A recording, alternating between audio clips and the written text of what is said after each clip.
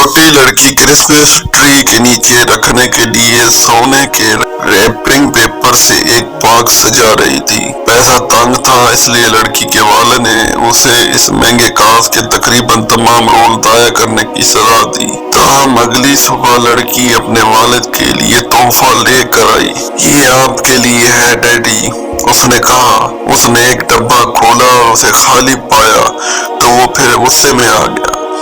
تمہیں نہیں معلوم کہ جب تم کسی کو تحفہ دیتے ہو تو سمجھا جاتا ہے کہ اس کے اندر کوئی چیز ہوگی، اس نے سختی سے کہا۔ چھوٹی بچی نے آنکھوں میں آنسو لیے باپ کی طرف دیکھا۔ ڈیڈی، یہ ڈبہ خالی نہیں ہے، میں نے اسے اپنے بوسوں سے بھرا ہے، یہ سب آپ کے لیے ہے۔ باپ ہکا بکا رہ گیا۔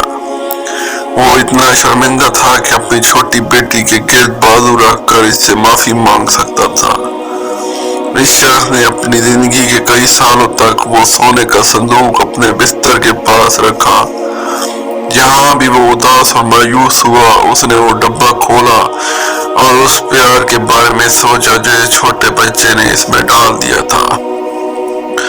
ہم میں سے ہر ایک کو اپنے بچوں، خاندان، دوستوں اور خدا کی طرف سے غیر مشروط محبت کا تحفہ دیا گیا ہے۔ یہ سب سے قیمتی ملکیت ہے جسے کوئی بھی اپنے پاس رکھ سکتا ہے۔